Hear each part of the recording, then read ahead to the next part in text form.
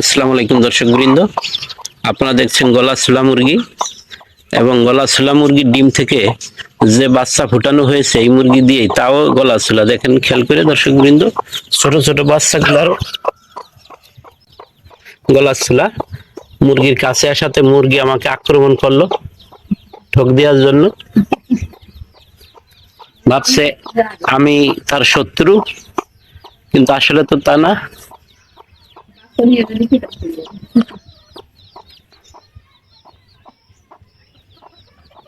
দেখছেন দর্শকবৃন্দ কি সুন্দর। কয়টা বাচ্চা? ডিম বসাইছিলেন কয়টা?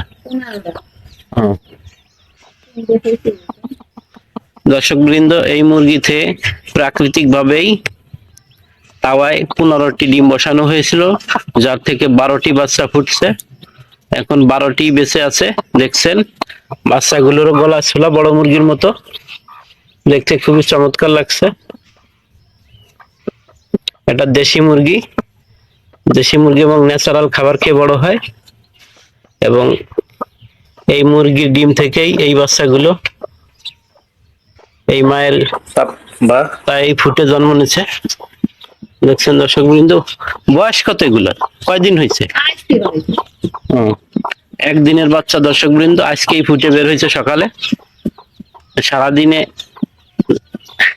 হাঁটা শিখে গেছে, চলাফেরা শিখে গেছে, ডাকাও শিখে গেছে একদিনের ভিতরে। দেখছেন দর্শকবৃন্দ, আমাকে আক্রমণ করার চেষ্টা করছে।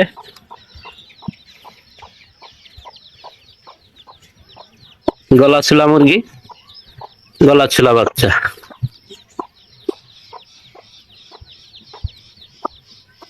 একেবারে দেশি।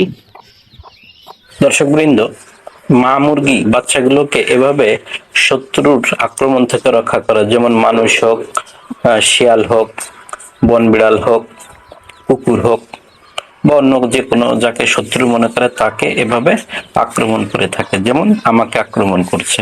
দেখছেন, এভাবে দায়িত্ব নিয়ে মা মুরগি বাচ্চাগুলোকে ছোট থেকে বড় করে তোলে।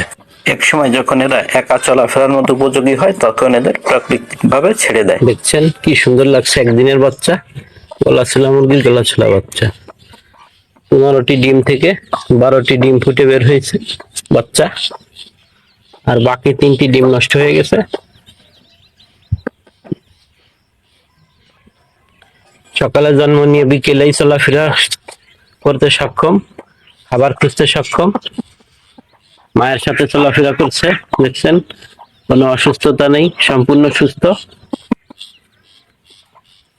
এরা বড় হলে একসময় বড় মুরগির মতোই হবে। এবার দেখি বাচ্চাগুলো কি খায়। দর্শকবৃন্দ, সকালে ফুটা বাচ্চা বিকেলে নিজেই খাবার খুঁটে খাচ্ছে।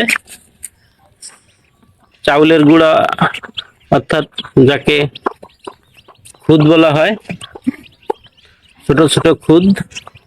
দেখুন দর্শকবৃন্দ, মুরগির বাচ্চা খুদ খুঁটে খাচ্ছে।